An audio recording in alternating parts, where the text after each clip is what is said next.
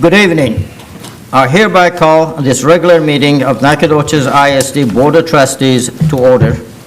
Let the record show that a quorum is present and notice of this meeting was posted as required by Texas Open Meeting Act. Reverend Kelly Pitcox unable to attend tonight's meeting. Thank you for joining us tonight.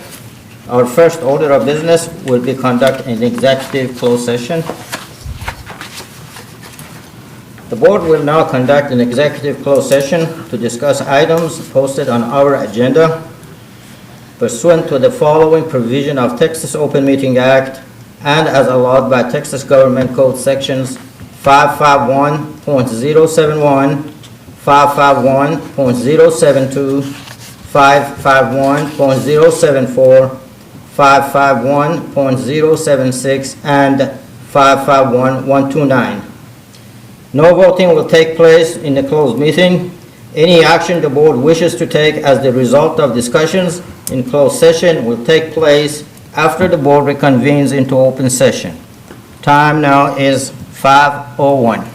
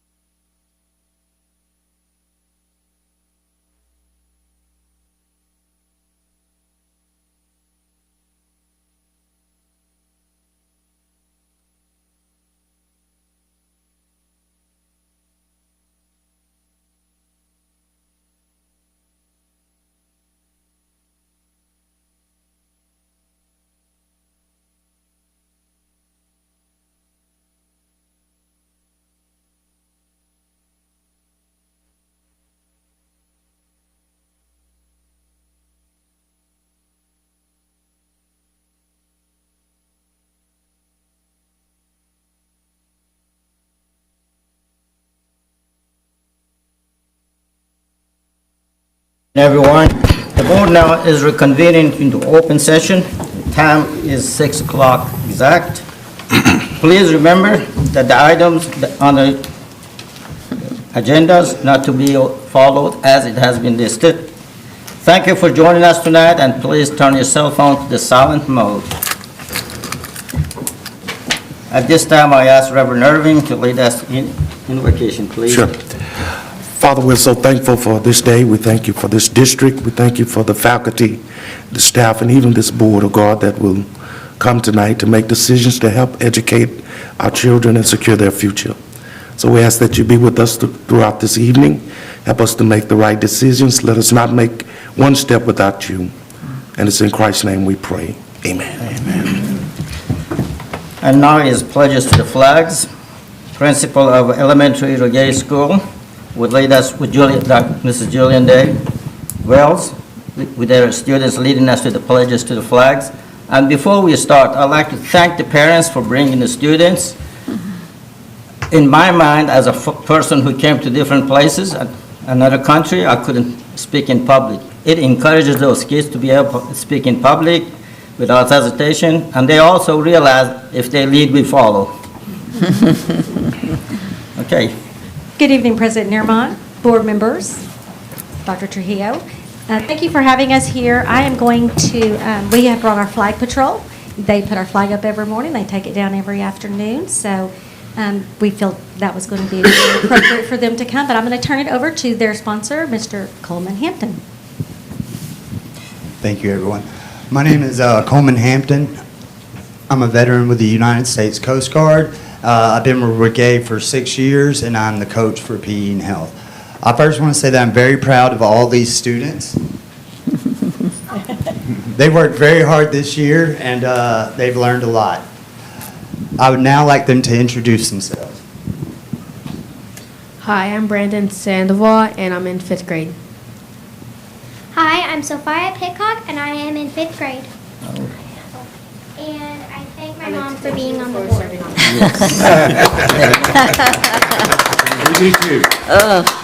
Hi, my name is Sophia Rodriguez, and I'm in 5th grade.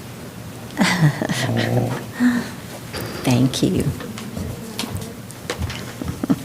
Hi, my name is Noah Trotty, and I'm in the 5th grade. And he's one of my best friends. So cute. My name is Oliver Blatt, and I'm in 5th grade.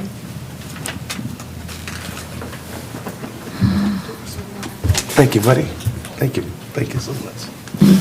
I'm Olivia Rivera, and I'm in 5th grade. Oh, thank you. Thank you very much. I'm Daxton Moody, and I'm in 5th grade.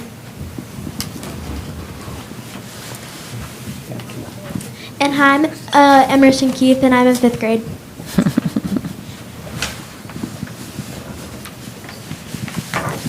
Right now, if it's okay, we would like to perform a demonstration of how they fold the flag after they take it down. And while they do that, I would like to kind of inform you about the specialness of this flag right here. This flag was gifted to us by one of our very own, Grace Beatty, who was gifted to her by the Veterans Association to her husband, and she thought it would be a good home here at Regay. What's special about it is it flew over the U.S. Capitol building. Wow.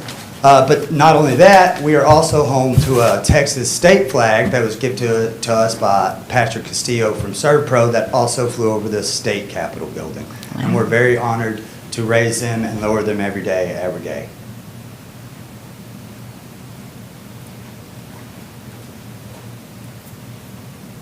Well done. Nice.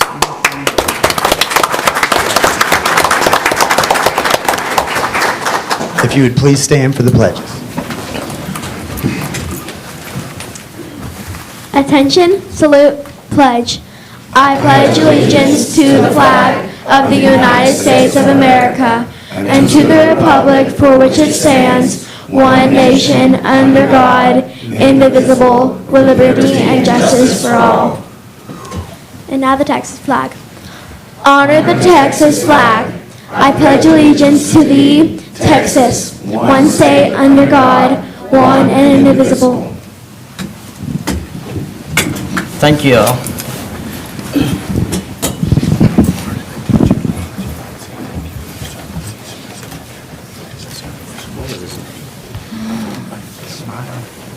Sir, I want to thank you for your services. Oh, thank you, sir.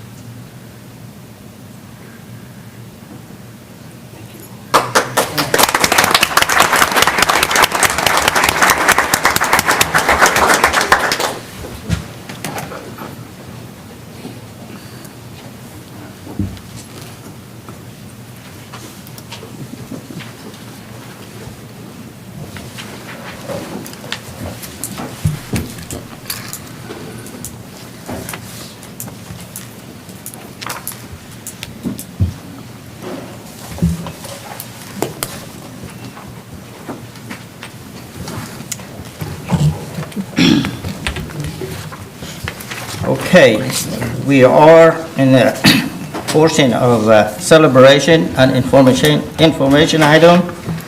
At this time, Mr. Lenz Linebarger would introduce all the recipients. Thank you.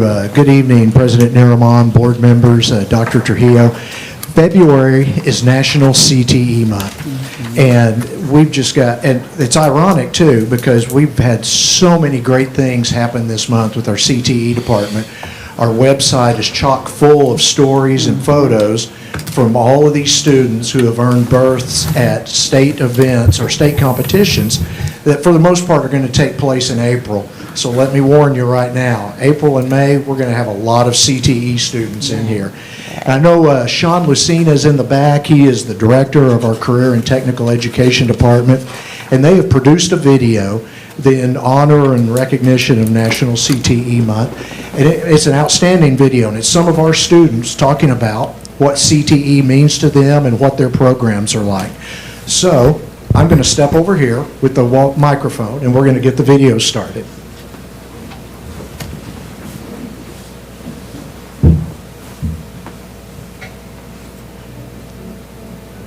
I'm Joshua Knapp. I'm a junior at Nacogdoches High School. I'm a member of the automotive program here. I learned a lot of things under Mr. Warren. He's a teacher here. Simple things like how to change an oil, and harder things like replacing clutch and the transmission. He teaches more than just school. He teaches how to be a better man. And I'm going to a state in Skills USA. I went to a competition in Beaumont. In automotive maintenance and light repair. You know, I've learned a lot here. I didn't really know what I was going to do after high school, but this opens up pathways and opportunities for me after high school for a career as well. Hello, my name is Adora Labette. I am a senior at Nacogdoches High School. I am involved in the CTE law enforcement class. Along with that, I am the captain of the SRT club. The law enforcement class has prepared me and has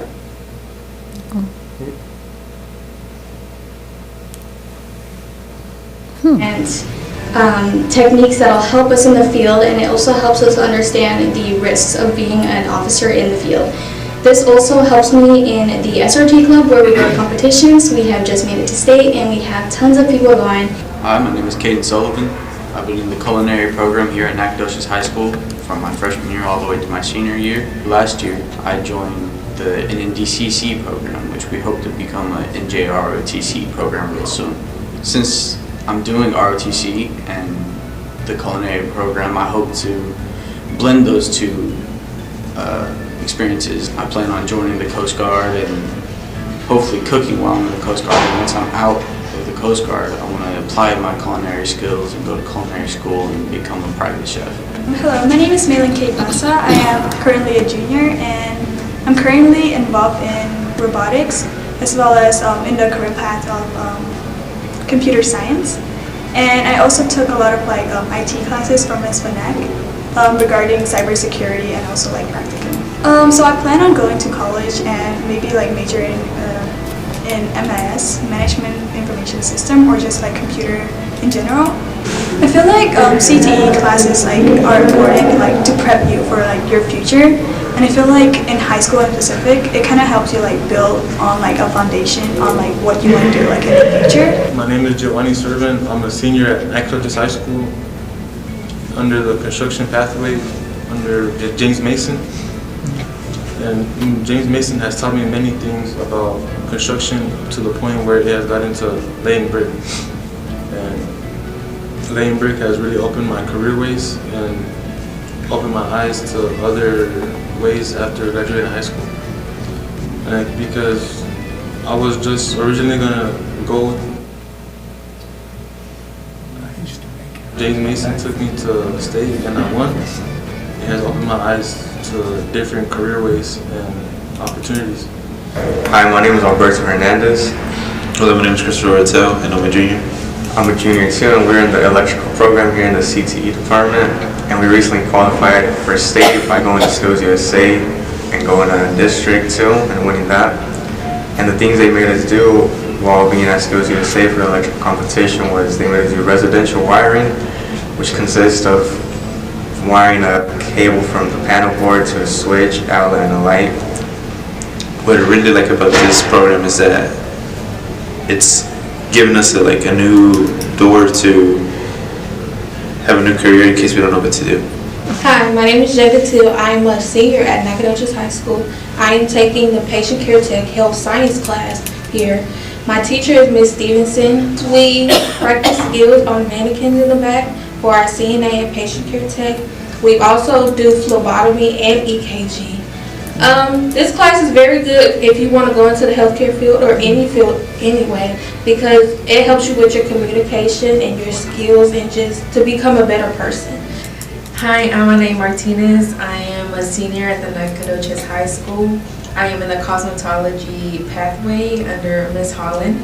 Some of the things that we do in cosmetology are like manicures, pedicures, coloring hair, cutting hair, and then we're also right now preparing to take our license test. 2 weeks ago we went to Beaumont for a competition. I went for nail care. I made second place. I will now be heading to state, going to Corpus Christi.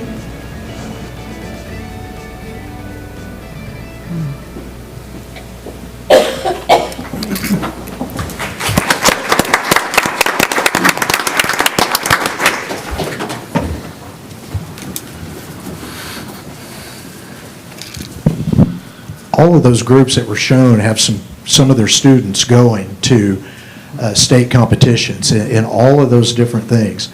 And Giovanni was on there, one of many that are going to be taking part in these competitions. And Dr. Trujillo is going to talk about it a little bit too in his superintendent report. But Giovanni had to build a brick wall to spec as part of this competition. And they measured roughly 1,000 different things. There's 1,000 different places that you could make a mistake. And he was marked off only for 23. So it's just remarkable work that they're doing over there. And once again, Mr. Lucina's in the back there. It's a great video that you and your staff put together. And just a lot of great things going on in our CTE department right now. Mr. Lucina, thank you for your commitment to our programs and expanding it and making a more pathway for those students to be successful in life. Thank you.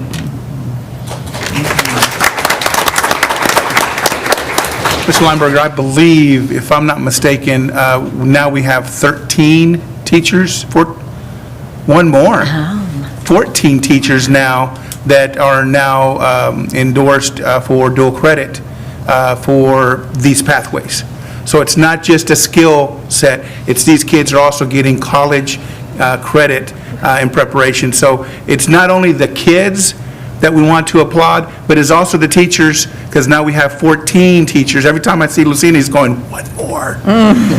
So we're at 14 teachers with dual credit certification and working with that. Great job, Mr. Lucina. Our principal back there, Mr. Croft, thank you for giving that motivation to our teachers to keep them pushing forward, because together both of y'all are doing amazing things at that high school. Thank you, Mr. President. You have another? Bus Driver of the Year. Yes, Bus Driver of the Year, and I am going to bring up first Mr. Harold Whitaker. He's Assistant Superintendent of Human Resources, and he's going to take care of introducing everyone who's here tonight. Mr. Whitaker? Thank you, Mr. Linebarger, and good evening, President Nierenman, board members, and Superintendent Trujillo. So at this time, I would like to introduce and bring down Ms. Summer Adams, Director of Transportation, Mr. Andrew Arnold with Gallagher Insurance, and our honoree tonight, Ms. Rosemary Mitchell. So board, as they make their way down, if I may, I know some of our transportation staff are here in the building, but I just want to highlight all of our department, bus transportation department, for the work that they do day in and day out, transporting our students to and fro from school and home and everything else in between, field trips, athletic events, and UIL activities. And so it's a tremendous thing that they do each and every day, and sometimes in inclement weather, and the rain, sun, sleet, snow, they are there, and we want to just highlight them, the entire department, for the work that they do. And so at this time, I want to turn it over to Mr. Andrew Arnold with Gallagher Insurance. He'll explain to us a little bit more about the award, and to, again, to highlight our honoree, Ms. Rosemary Mitchell.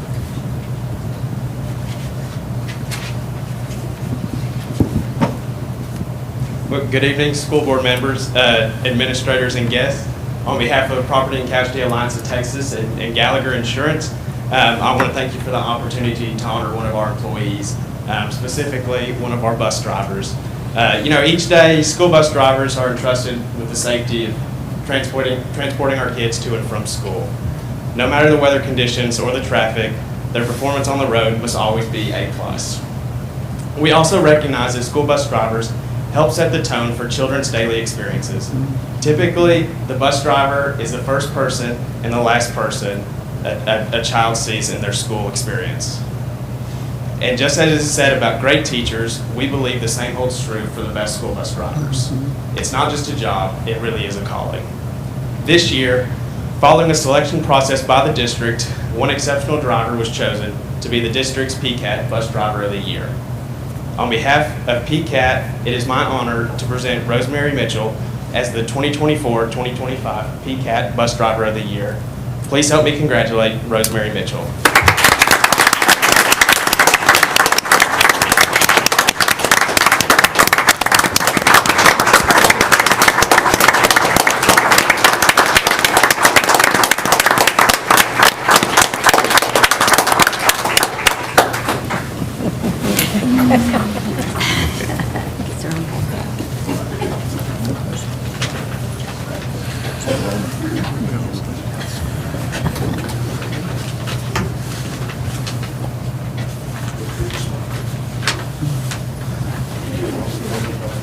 Ms. Mitchell, on behalf of the board, congratulations. We're very proud of you.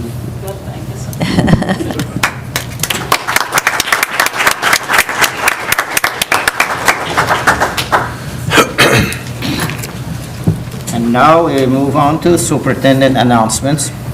President Fashid, board, and guests, we just saw a video about all the great things taking place with our CTE students, and I might as well warn you, just like Mr. Lineberger did a while ago, in the next couple of months, this room will be packed with CTE students from Nacogdoches High School. Roughly 24 have already qualified for state competitions that will take place in April. Students qualified in cosmetology, culinary, construction management, SRT, which stands for, which we talked about on Monday, automotive mechanics, graphic design.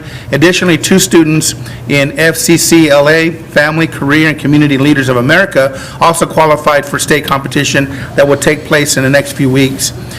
This is just an indication of all the wonderful opportunities that are available for our students to take advantage at Nacogdoches ISD, and it's not just for students planning on entering the workforce. Many of our top students who will be bound for college after graduation are involved in these classes.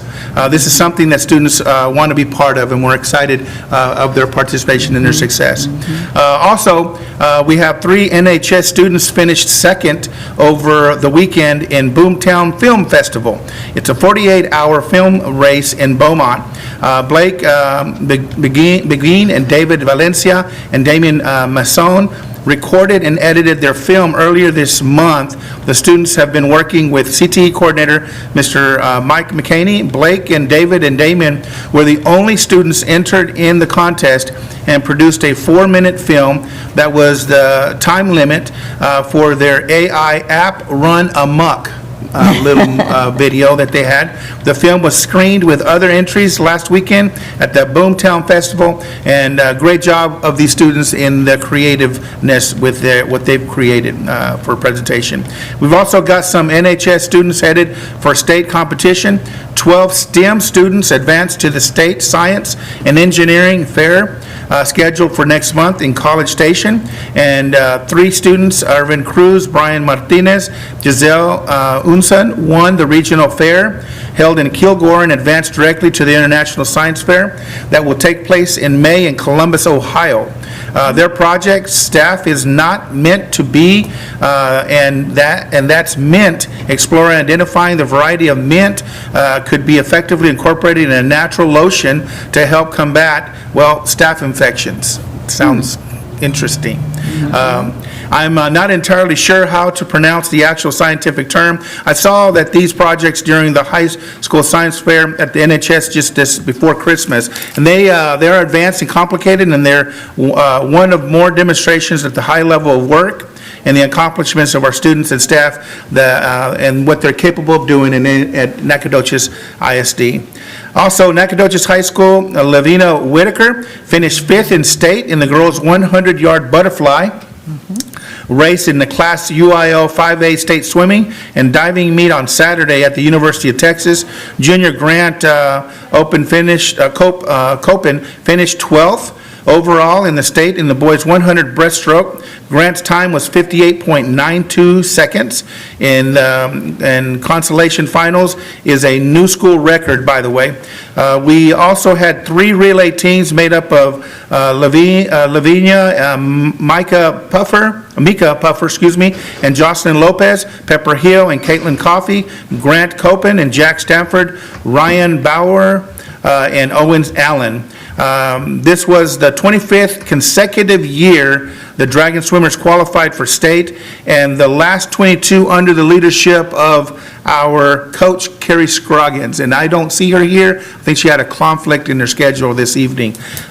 We'll have our state qualifying swimmers here next month. Coach Scroggins had a conflict. Well, it says it right here. She has a conflict.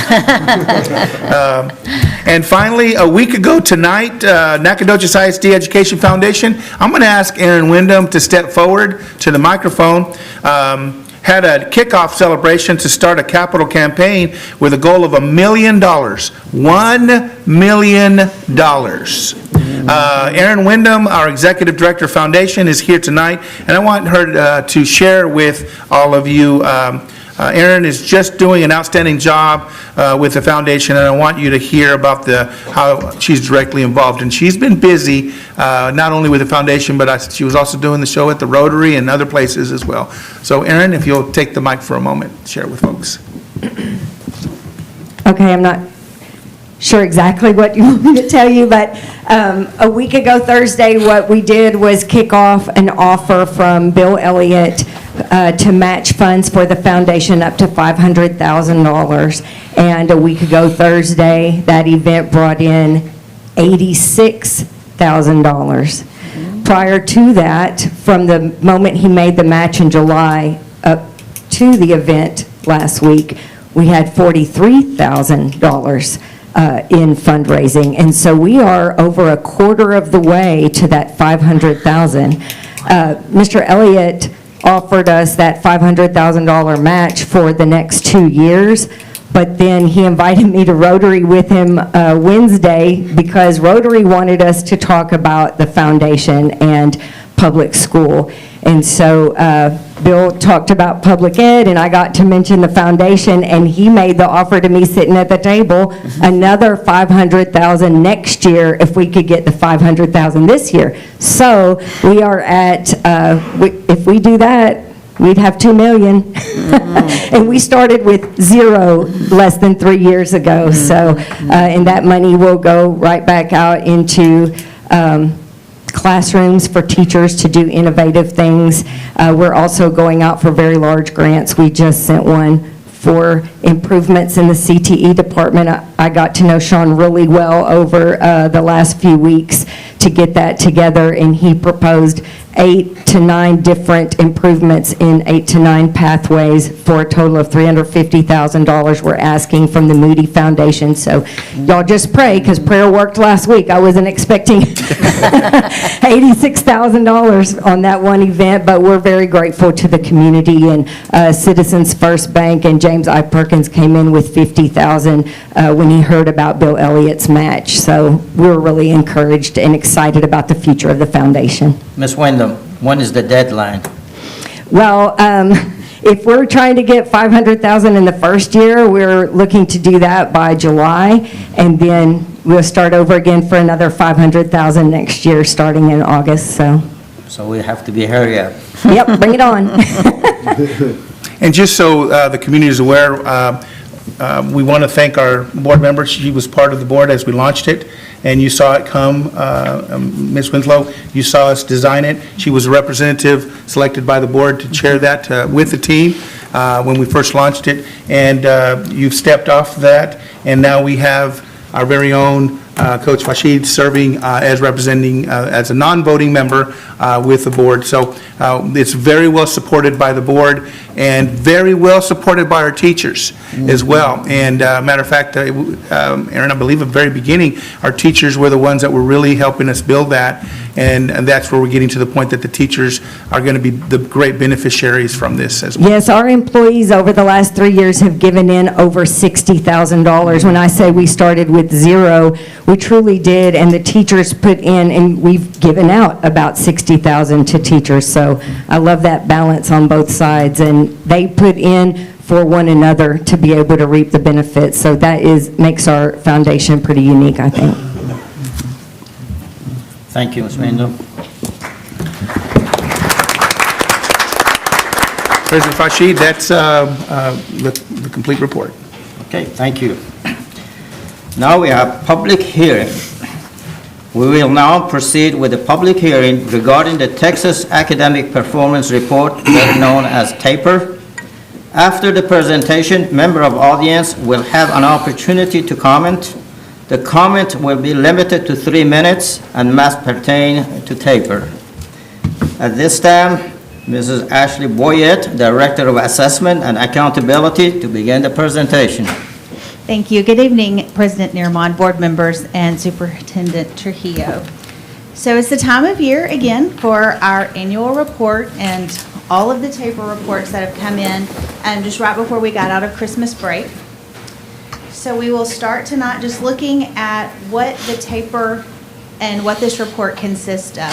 So the district annual report has 8 parts. It has the TAPER reports, one for the district and one for each campus, PEIMS financial standards, the district accreditation status, campus performance objectives, reports on criminal and violent incidences on campus, student performance in post-secondary institutions, progress towards our House Bill 3 goals, and then I've added in the TAPER glossary. If you have any questions about what any of these acronyms are, it's in there. Okay, section 1 is the TAPER report. The state uses PEIMS data and student assessment data, and they compile that for the district and the campus reports. The reports show performance information, school and campus information, district staff information, and all of this information is disaggregated by student groups such as ethnicity, socioeconomic status, demographics, and special programs. The TAPER report on the cover page includes the district or the campus name and number. In prior years, it has had different information, such as our accreditation through the A through F ratings, but again, this year, there is a pending lawsuit, and so they have not released the A through F ratings. So it's just the campus information on the TAPERs. When we're looking at the STAR performance, there are 3 levels. Actually, there's 4, but they only show the approaches, the meets, and the masters for our students. And then they also show the SAT and ACT for accelerated testers.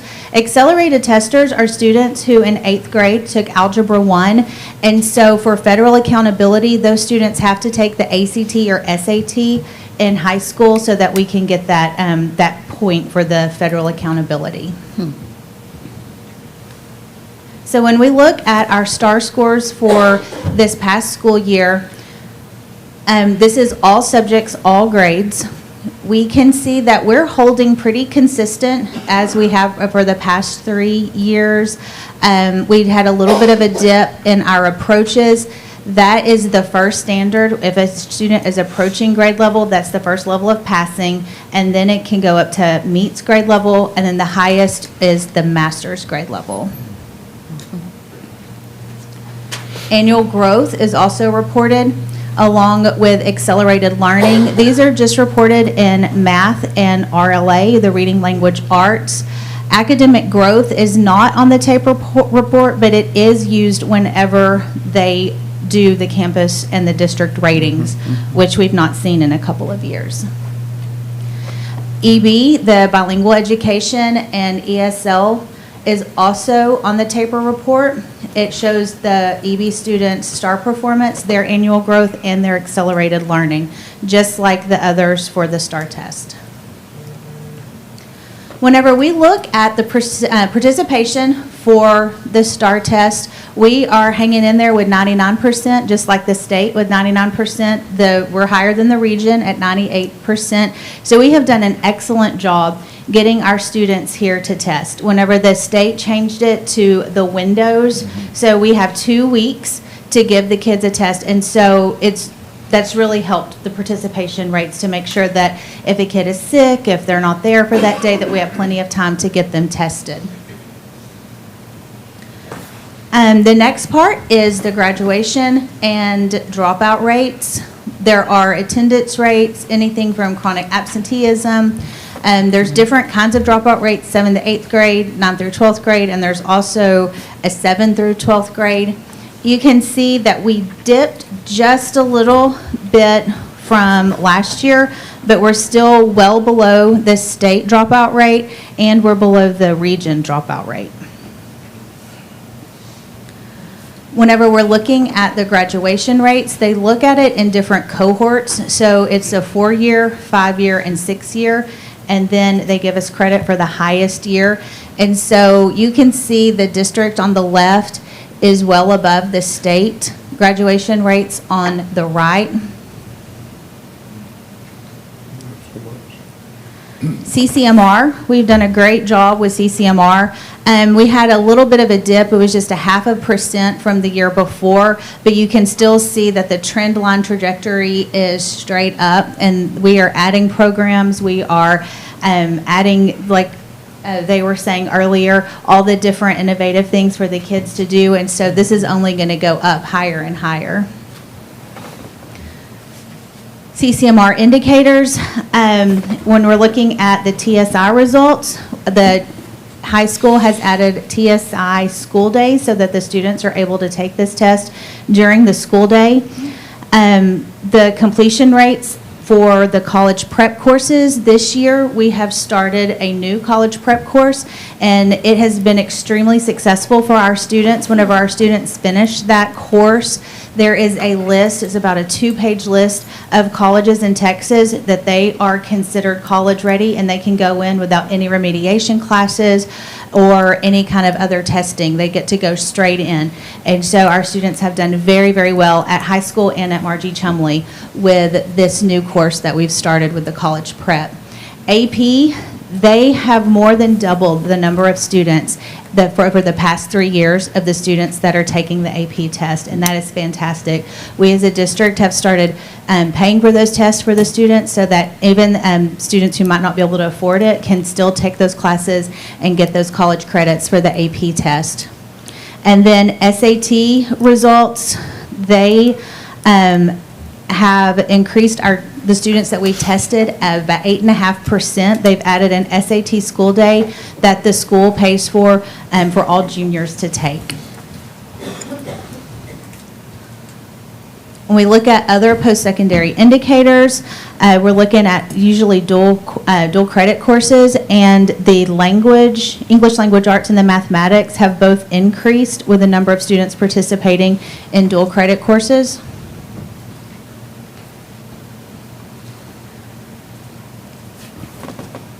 The student information, if this is just our enrollment for the past few years. Last year, our enrollment dropped 82 students.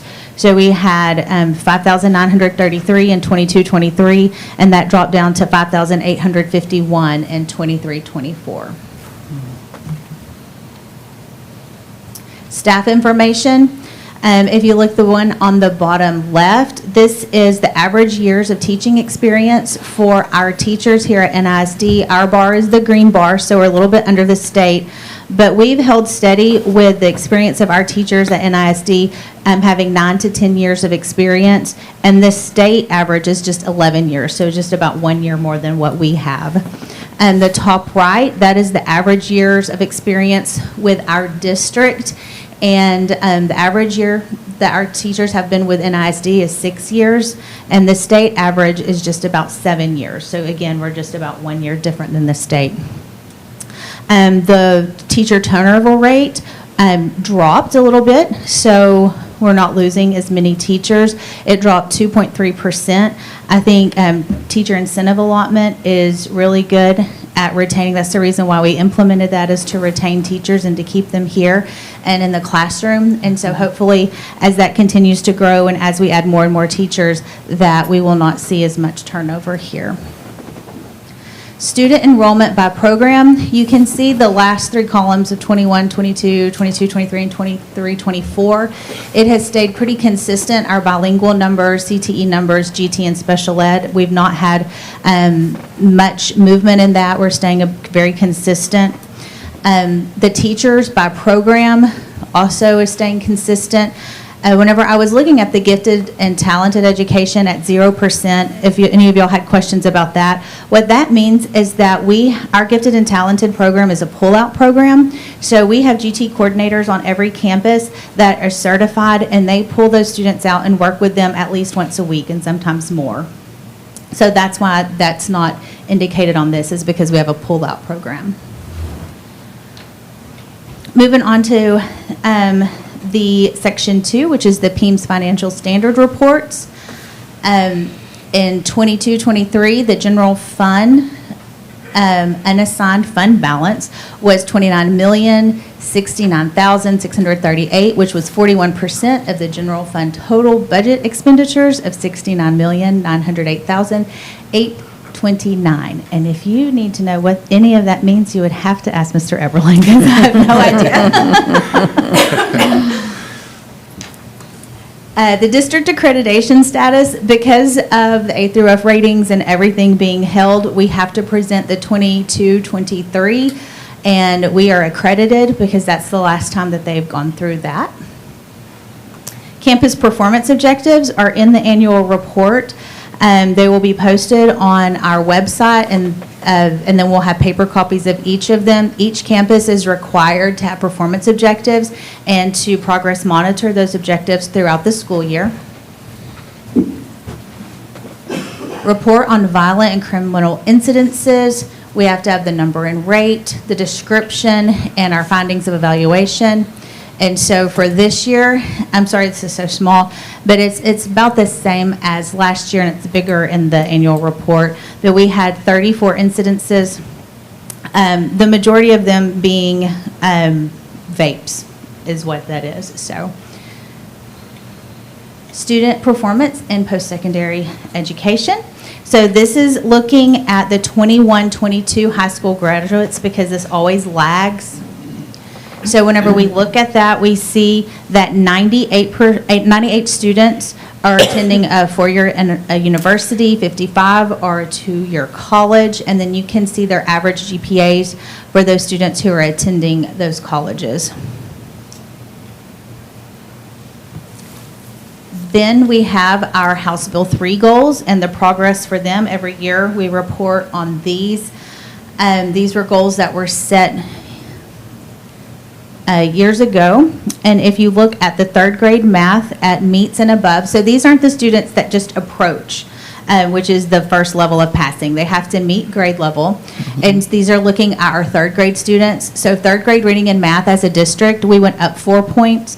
And BQJ went up 13 points, which I thought was very, very good. Mike Moses also went up 3 points. Third grade math, the district, we moved up 2 points. And BQJ, they moved up 21 points last year for their third grade math. When we look at college and career, we are holding steady with those numbers, and we are looking for 100% of our students to be ready whenever they leave high school at Nacogdoches ISD. And with all of the things that we're implementing, we are really looking for this number to increase next year and every year after that. Section 8 is the Tabor Glossary. There is also a Spanish version that will be released at some point this spring. So if anybody has questions about that, I will get that posted as soon as I get that, whenever I post all of this on the website. And all of this information will be posted within 2 weeks, so before spring break, on the district website. There will be paper copies on every campus and at the district office. And if anyone has questions, here's my information that they can call anytime. Thank you very much. Thank you, Ms. Wyatt.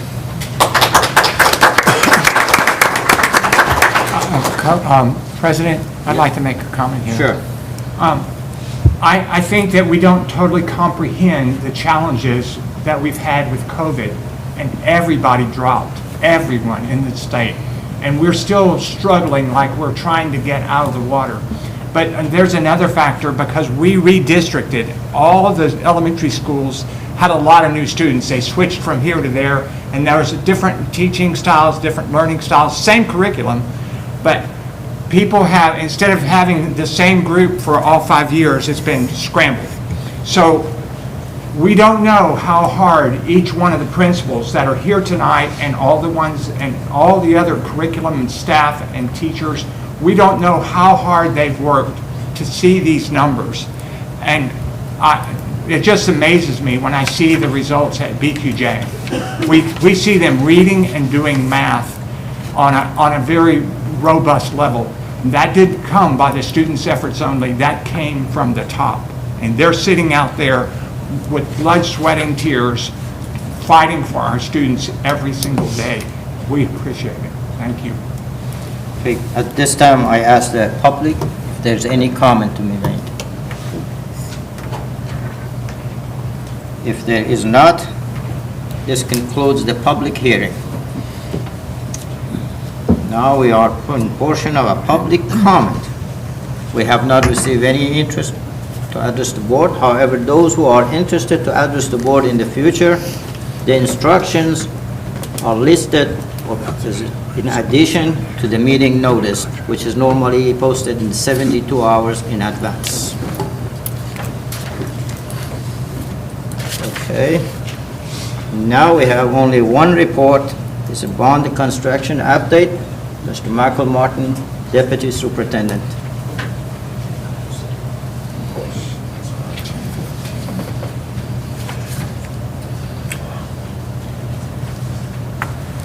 Good evening, President Nurman, members of the board, Superintendent Dr. Trujillo.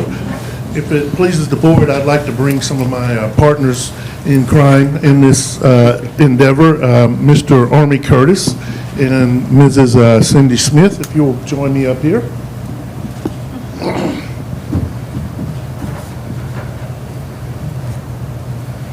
And board, as they're joining me, a lot of the photographs and things you're going to see, you've seen before.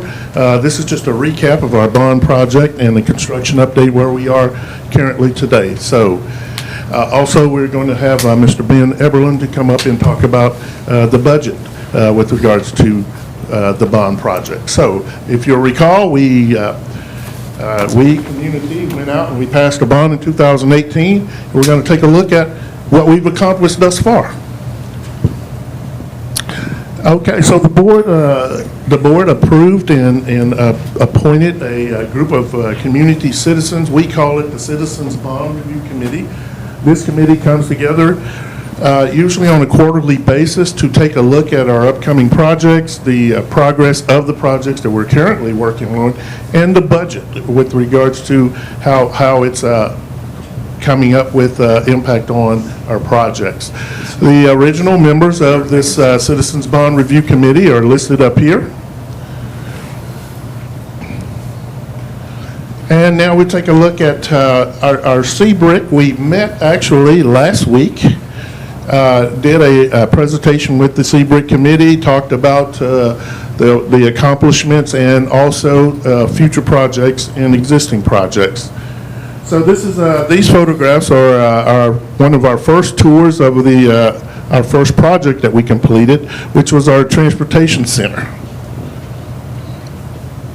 You can see that we were masked up. It was all during the COVID pandemic that we were going through.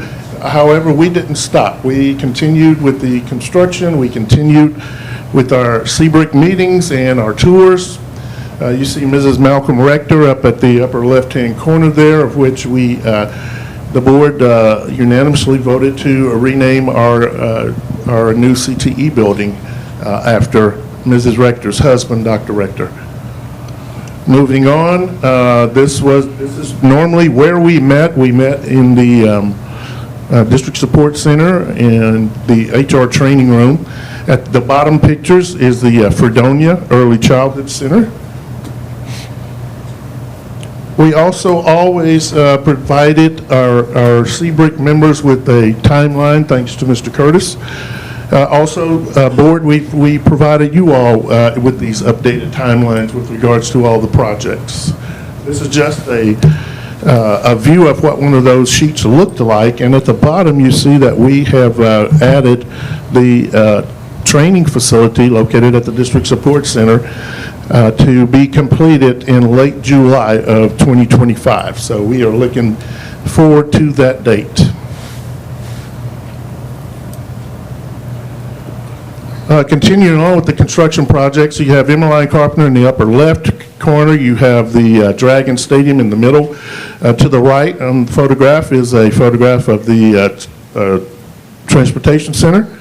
The bottom left is Fredonia Early Childhood Center, and the bottom right is the District Support Training Center. District Support Center. Transportation, as I mentioned, was the first project that we finished. And if you've driven past that transportation center, it looks very nice up there sitting on the hill. If you recall, it was a very dingy looking space up there. We had actually used the life of the building. And so Mr. Curtis and team came in and redesigned the center. At the upper left, you see those are our bus drivers, and we didn't have a space large enough to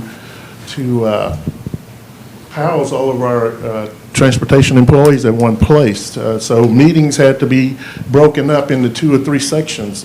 Now we have space for all of our employees there. We have 3 bays where our buses can be operated on, actually more than 3, how many is 5?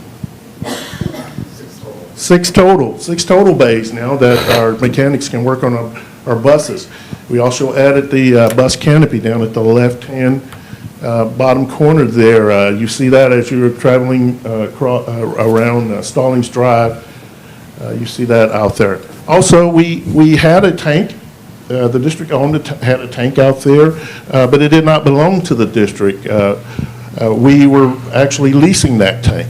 Now we have our own tank, and our tank houses both diesel and gasoline, and it supplies fuel to our fleets, our buses, and the district-wide vehicles that we all see traveling around town. Emmeline Carpenter, that was a wonderful day over there. We had our groundbreaking celebration and opened the school during the 22-23 academic school year.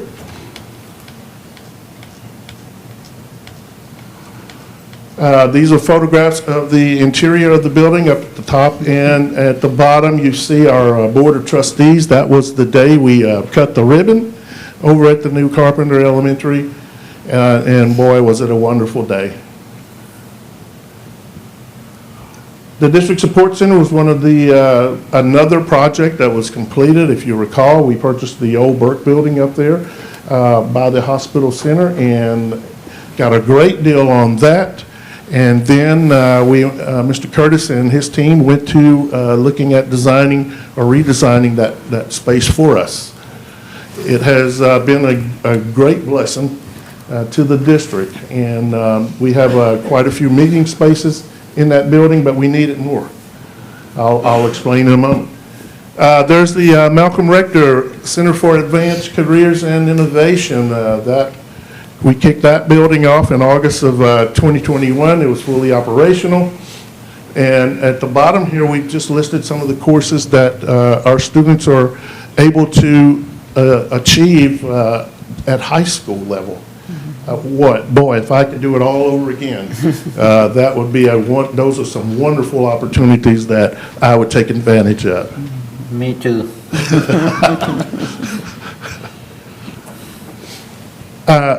Ribbon cutting for the CTE facility up at the upper left corner. That was a wonderful day as well.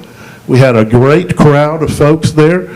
At the bottom, you'll see just a class of students out there. We utilize this facility in many, many different ways. We have meetings, we have events, we have banquets, all kinds of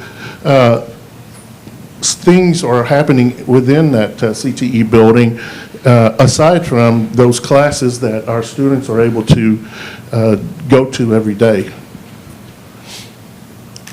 Also, with the CTE, the new building, we also renovated the old space. So in the existing high school, we were able to go into those CTE spaces and renovate them and provide them with both equipment and the space that they needed. McMichael expansion, we added a new wing as well as extra classrooms on the existing 3 wings. This prompted us to have a tornado shelter in these buildings. So the 8th grade wing over at McMichael is a tornado shelter, and it is large enough to house the entire student body as well as the entire faculty all at one time. At the bottom in the middle, what you see is our restrooms facility that we also had the need out. If you have a child in athletics, they go out there on the field and they would have to come all the way back to the main building to use the restroom or to get some water. So we have, through the bond project, we were able to put a restroom station out there, and now the kids don't have to go all the way back to the dressing room for restroom facilities. Mike Moses, we combined both Moses and McMichael to create one middle school, and what we had to do on the back end was we had to convert Mike Moses, which was a middle school, to an elementary. You say, well, what's the difference? Well, the seating is a little smaller. The toiletry in the bathrooms is at a different level than our middle school and high school kids need. So we had to totally renovate that particular school.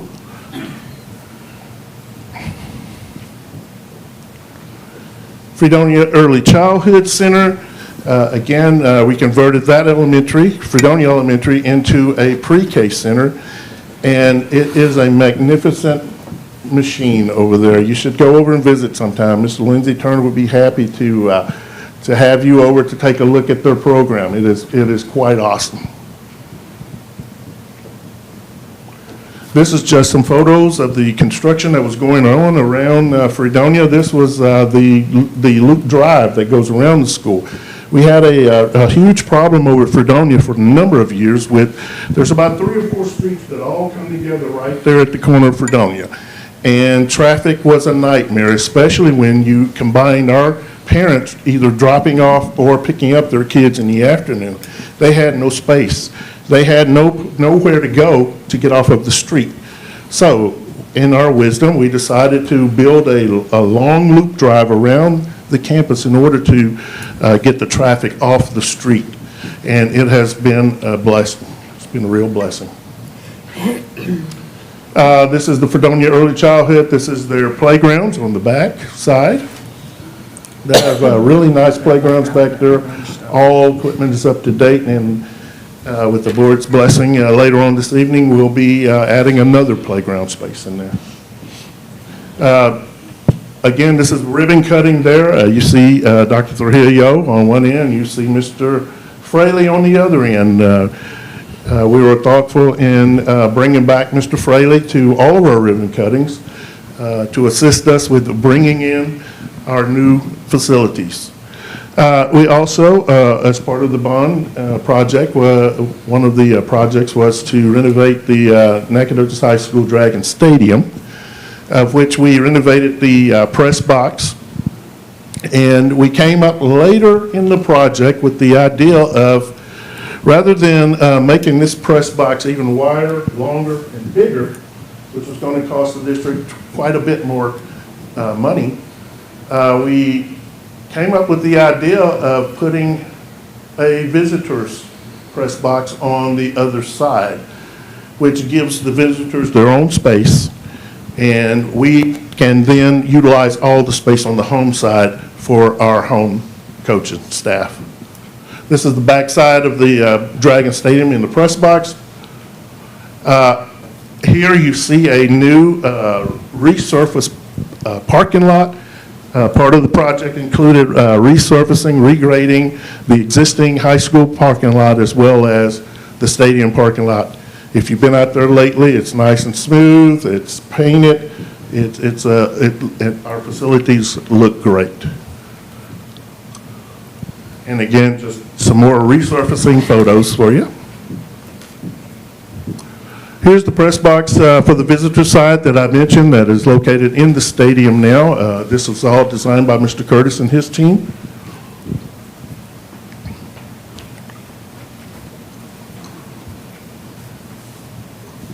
One of the things that Superintendent Trujillo was adamant about was we were going through the design phase for this visitor press box is this press box, the back side of it overlooks one of our fields as well as our softball field and our high jump is over there.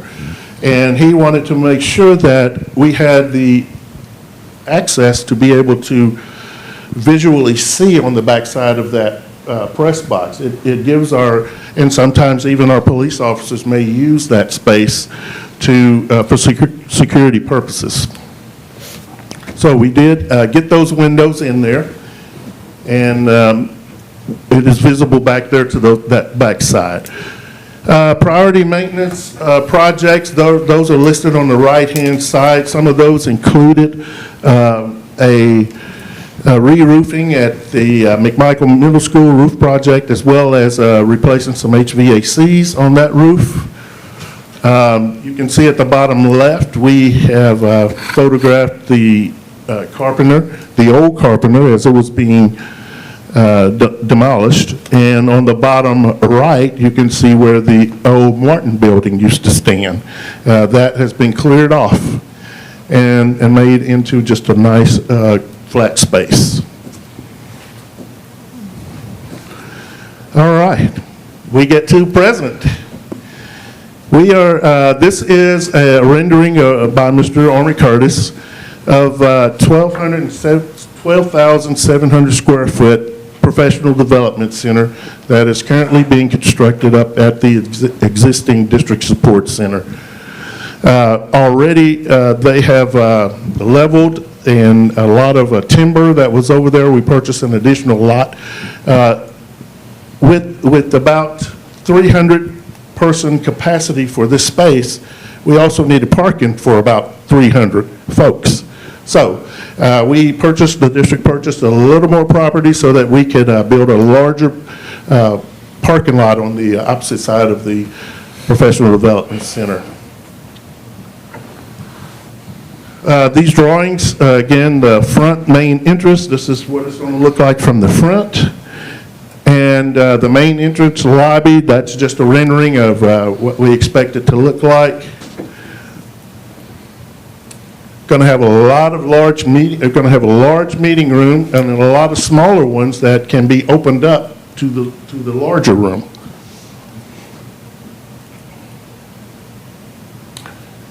And I will let Mr. Curtis talk a little bit to the project and give us some uplifting words. Thank you.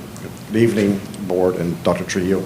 If you've been out there lately, you'll see that it's starting to take shape. All of the structural walls of the building have been topped out. Structural steel for the roof has been delivered and will start erection next week. We're starting to get some of the final flat work, sidewalks around the building installed next week as well. Soon after that, we're going to start having all the masonry start on the outside of it, and once the final deck is put on, we'll have the roofers right out to get it watertight. So we are still projecting for late July. We have furniture on order to arrive at that time period, and then we'll start shaking the building down for all the other special systems that are going into it. Thank you, Mr. Curtis. Okay, just sharing a few photos with you up on the screen here of the construction that's going on in that particular building. Actually, the evening that we scheduled our C-Brick meeting, we were scheduled to go into this facility and walk through and take a look at what it looks like currently to give us a better idea of the space. However, it came a real big flood that evening, and it cut down on our C-Brick members' attendance, as well as it cut our tour totally out. I told Mr. LaRue we better not go out there. I didn't want to upset our folks who worked in our building because there's a lot of red mud out there, and we would have been tracking in quite a bit. So we didn't want to do that to them. But these photographs are just photographs of the construction that is taking place at that site. Moving on. Kind of giving you a look inside. You want to tell us what we're looking at? So this is the future large training area and future home of the board meeting room. The walls that you see there are known as ICF, insulated concrete forms. Once the concrete is poured in them, they are soundproof. They are insulated at that point. And then finishes, and especially once we get the roof put on it, can start immediately. We're not waiting for other subs to come in to prep the walls, so to speak.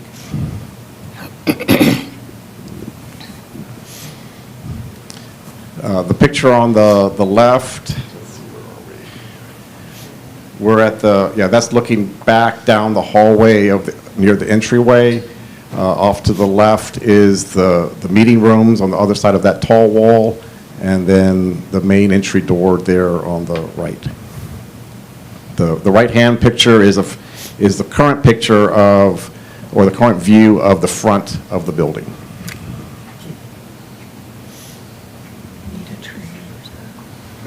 On the left is the back of the building. We will have space for accepting vendors if there's a certain type of display. So we'll have a ramp and loading dock back there that can service the building with a continual driveway loop that goes around the entire facility. And on the right is just the corridor leading back to that area. This is on the left, looking as you're coming into the main entryway, and the doorways there that lead off to the big training rooms. And off to the right, once that gets filled in, there will be I think that's the ladies' restroom, there, and then leading to smaller meeting rooms as you turn that corner around that number 237 there.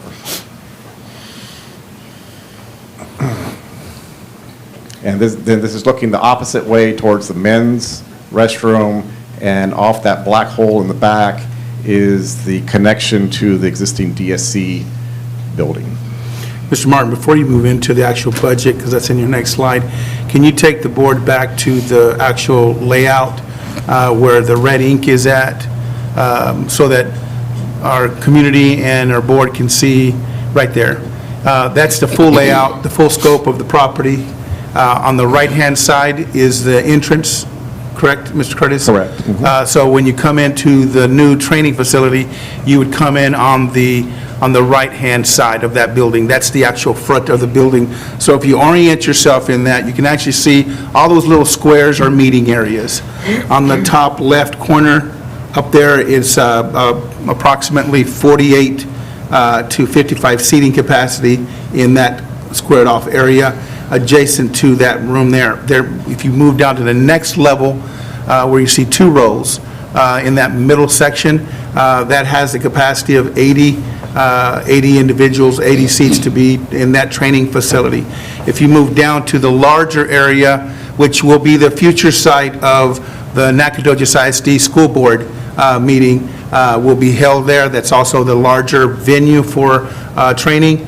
That one has a capacity of 216 seats in that largest area. Over on the bottom left corner of that room is the new executive board room, where the board would meet prior to board meetings, or it could be another station for training, which has a capacity of 21 seats that are there. In the design that Army has created, it's amazing that we can section off all of these areas to provide intentional, targeted trainings that are not just for Nacogdoches ISD, but also surrounding districts, Region 7, or even our partners in the community. So it's exciting in your creation and in your vision to also collapse those walls down so that you can actually hold a large group meeting for our folks that are there. So I commend you on the design, but I wanted to make sure that you can see the breakdown in the capacity, because when we say 300, you also want to realize that you can break that up into multiple opportunities. There is not a training facility like this for our teachers in the district, and so I'm very proud of the community. I'm proud of Mr. Fraley and his forethought in designing and bringing forth this plan. The only thing I did as a superintendent, take this plan and move it from the other side to this side, because there was going to be a lot of dirt work and utility movement lines, and that would have been very cost prohibitive before we even got to the fancy stuff. So we saved on dirt move and saved on utilities to put a little bit more whistle, a little more whistle to the tone of what we're creating for our teachers. So thank you so much for yourself and Mr. Curtis, Cindy, the tremendous work that y'all have done for this design. Oh, yes, and the parking space. Now, that parking space was an afterthought for us, because I remember, Mr. Curtis, you talked about, well, we got a great facility, and if they all show up, where are they going to park? And so I thank the board for the vision to go in there and take that property and be able to provide that parking lot for us. And to the community that have been very patient with us, we want to thank them, because we've really messed up their route. And I got chewed out by one of the ladies that heard she has a doctor's back there, and she wants to know when we're going to be done. And so it's going to look better than ever. It's going to be greater than it's ever been with that drive coming around. But we ask the community to continue to be patient as we improve the drainage system. And you might mention some of that, Army, that drainage issue that we've had is now you've redirected a lot of that flow. Yeah, the site in general up until this time has had drainage issues on heavy rains and prolonged rains, where it's just naturally taking on water from some of the adjacent properties.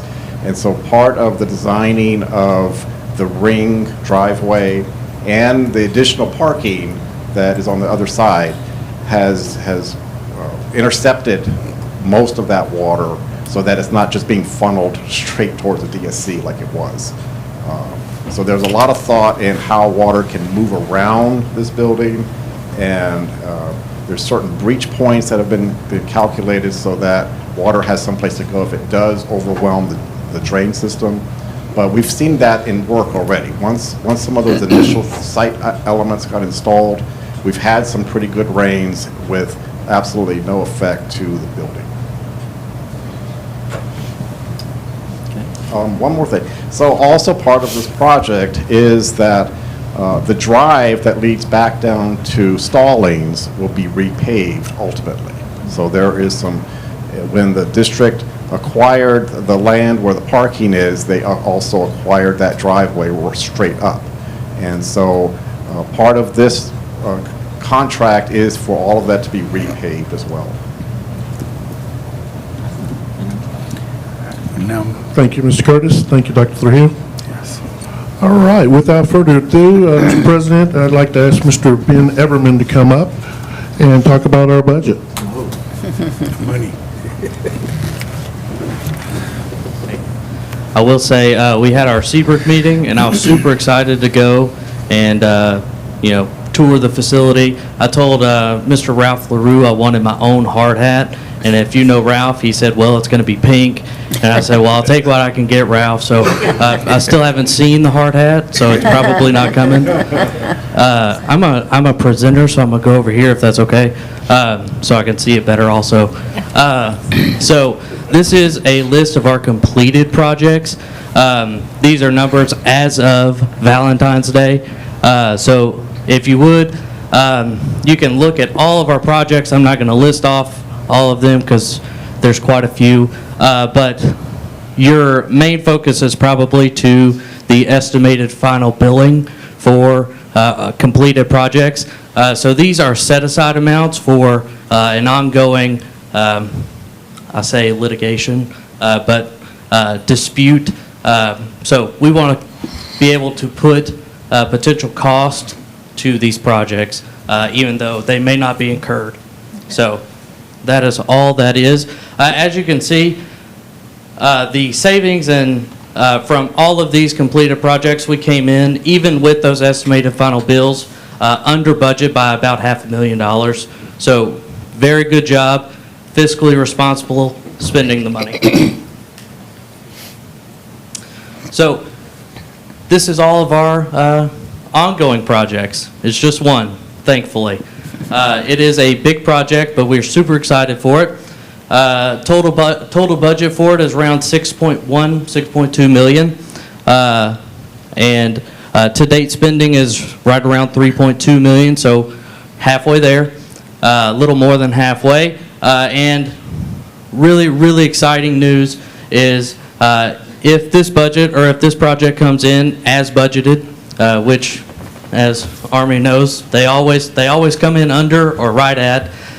We will have some wiggle room. If it comes in as budgeted, we will be under budget total projects by about $200,000. So we'll have some wiggle room there. And that's really all that I have on the budget. I will say Nacogdoches has done a great job over the course of this bond, spending money responsibly and managing the projects as well. So kudos. And I might add to that end, ESSER, and we heard about ESSER. And ESSER came in and we were able to read the fine print, the little letters. And we were able to take out all of the HVAC system, reminder to our community. We pulled out for quality of air, we pulled all of that out of the bond that would have been on the backs of our community from the bond. We took all of that out, and because we read the fine print and said that could be paid out of ESSER, we cleared about $7 million.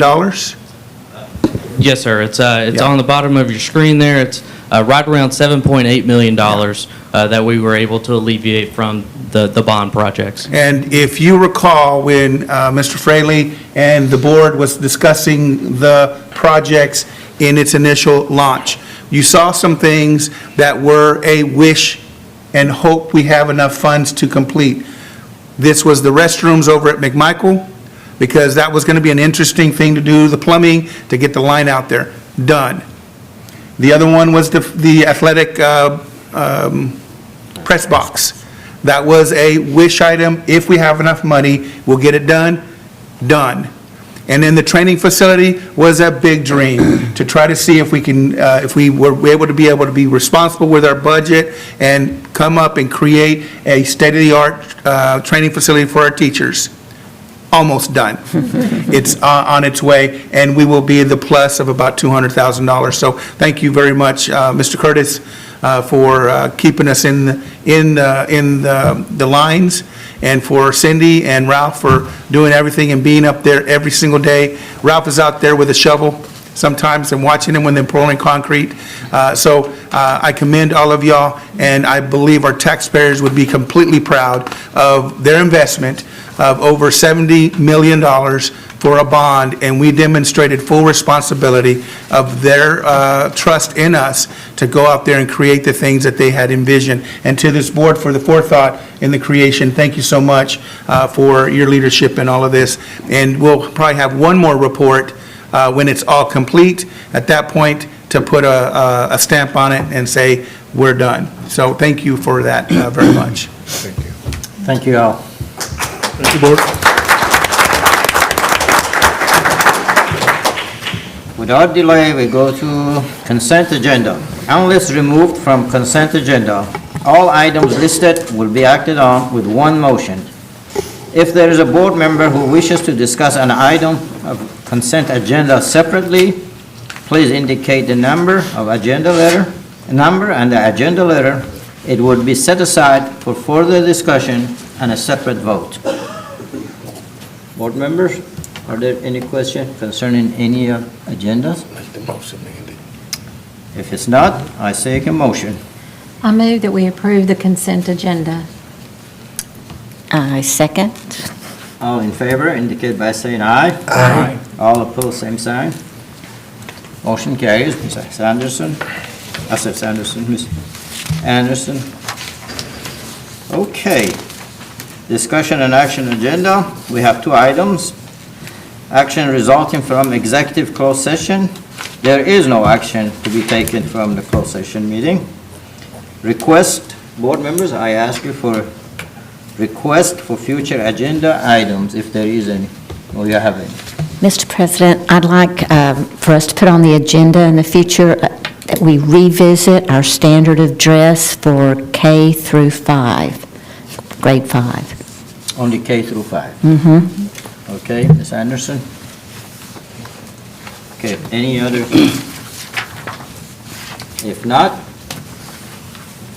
I move that we adjourn. I will finish. I take a motion for adjourn. I move that we adjourn. I second. All in favor, say aye. Aye. Opposed, same sign. We adjourn.